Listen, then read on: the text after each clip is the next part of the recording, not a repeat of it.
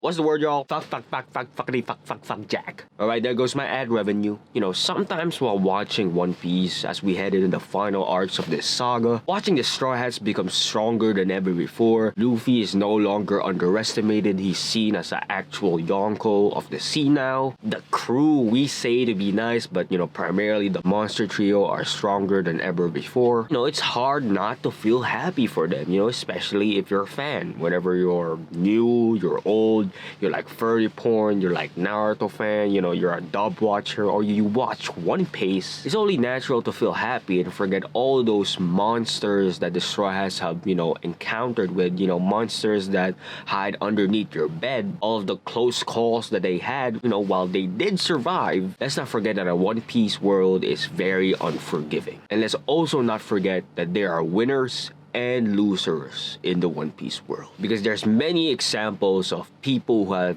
you know, the same sheer will, unbreakable will like Luffy, determined pirates who got their ambitions shattered to bits by the emperors of the new world. Subscribe, like, support small creators, and if your name is Jack, fuck you. Let's talk about what we know so far about the dark side of the One Piece world. And of course, I'm not talking about Big Mom's coochie. Now, at the start of the Great Pirate Era, there are a specific group of generation, you know, people that were there who witnessed firsthand Roger's execution. Shanks, Buggy, Dragon, people like Mihawk, Doflamingo, and even Smoker. They all saw firsthand Roger's execution and were all directly influenced by Roger's words. I want to call this group of people the original worst generation. You know, shout out to Grand Line Review. And this generation, you know, was touched by Roger's words, but like they all got different dreams, you know, maybe not to the extent of like Pirate King, you say. Because I don't think Doflamingo wanted to be Pirate King. Mihawk certainly didn't want to be Pirate King, you know, and Dragon definitely did not want to be Pirate King. What if like someone did not ask, you know, like, is he just gonna die or is he gonna like, whoa, you guys wanna know my treasure? But there's two people in particular that I did not mention in that original list,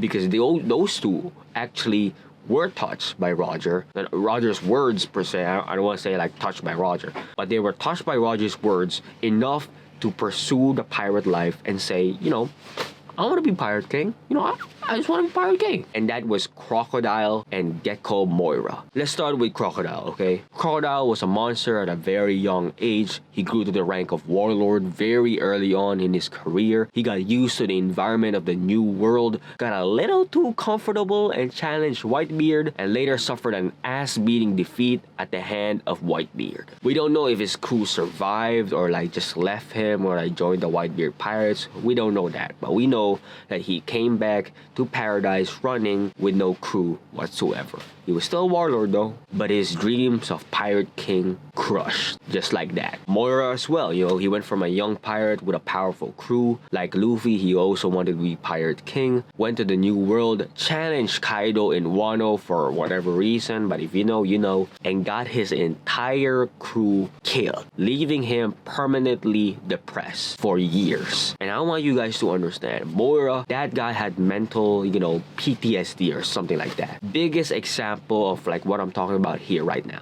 Moira seeing his entire crew killed by Kaido just like that, went to establish the Thriller Park Pirates, made out of undead zombies who can't die, so he can never see his pirate crew die again. You know, that's kind of crazy, right? Like, some people got different like response to like, you know, loss, but this guy, he said, you know, I still want to be Pirate King, I still want to like defeat Kaido, but you know, I don't want to see any other people die.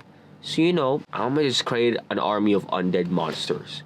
You know, they're dead, but you know, I don't really care. You know, like, I feel really bad for Moira. I know we make fun of him a lot, you know, but like, he's been through a lot. So when the news hit that his crew member was captured by Blackbeard, he went to Pirate Island with an army of zombies to rescue Absalom. You know, like, the pain this man suffered, it's like at the same length of like if Luffy like never got his crew when he lost Ace in Marineford. He probably broke down and just like that.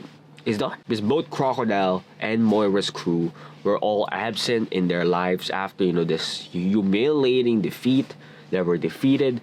They were not strong enough to protect their crew. It's like that Lucci and Luffy quote, you know. If Luffy loses to Lucci, crew annihilation. In fact, every other main villain Luffy had to fight, if he didn't defeat, it would mean crew annihilation. And that's why I think what happened to Moira and Crocodile. They're losers because they got crushed, they got their wills crushed, they got crew crushed, maybe ship crushed, and they were defeated by the Emperors of the Sea. And this might be a great explanation, to why Moira and Crocodile didn't have hockey, because we know hockey is bound by will and not strength alone. They were very powerful for sure, but if your wills are broken, you just kind of get stagnated, because you need hockey, you need good hockey to be in the new world, to compete with like the top members. But instead of getting hockey back, which is bound by will, they went and grabbed power in other ways. For Crocodile, it was Pluton, and for Moira, it was the army of zombies and oars. But again, maybe after Luffy defeated them, their lives kind of changed. Crocodile spent months in Impel Down. Everyone left him, betrayed him, all that, except for DOS Bones. DOS Bones stayed with him, after Impel Down. He still stayed with him. He's like, I will follow you until the ends of the earth. Maybe that's why Crocodile became stronger. Because of DOS Bones. Because of his crew. And it's still untalked about, but Moira went full Whitebeard and stormed, Yonko's headquarters, Pirate Island, just to get a member of his crew back, which was, really Absalom. You really want to get Absalom out of there? But either way, Absalom was killed. He was defeated in Pirate Island, and he was put to jail in Pirate Island. And I'm just imagining he lost so much, and him finding out that Absalom was dead maybe kind of crushed him, okay? But Perona, a member of his crew, someone who thinks Moira as a father figure, rescued him from Hachinosu. So we might even see Moira upscaling after that. Moira might have some hockey, protecting his daughter. So we might see these characters come back again. Who knows? But what I really want to talk about, what does this mean for the other supernovas? How many of them, okay? How many of them, after going to the new world, thinking that they're big shots, being named as the worst generation, all this ego-ness, went to their brains thinking that, they got a chance to conquer the new world? How many of them challenged or had an encounter with one of the Yonkos and had their ass handed backwards, bent backwards, a Morajan Wa. Let's go down the list, okay? Apple almost got killed by Big Mom, made an alliance with Kaido. Beige almost got killed by Big Mom, made an alliance with Big Mom. Bonnie almost got killed by Blackbeard, captured by the Marines. Hawkins almost got killed by Kaido, made an alliance with Kaido. Drake made an alliance with Kaido, was working for Sword, Marines. God only knows where, Rouge is right now. He might be with Blackbeard. He might be a God Knight for all I know. Who knows? But what I really want to talk about in this video, the losers and victims in the One Piece world,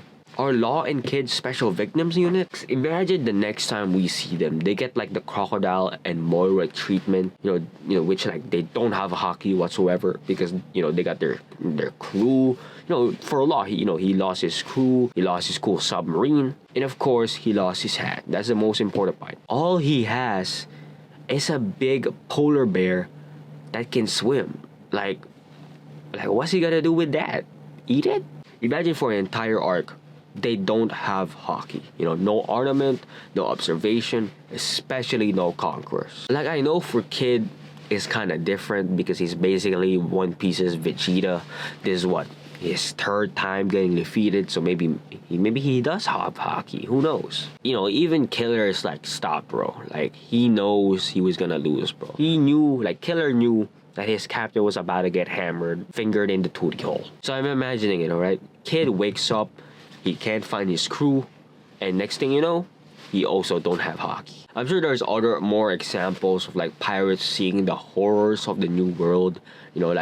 Pedro from So having his entire crew killed, leaving him the only survivor. Mihawk maybe losing to Shanks, all that stuff. Doflamingo maybe being scared of Kaido, But again, who knows? Subscribe, support small creators, and I love you guys. Real one say back.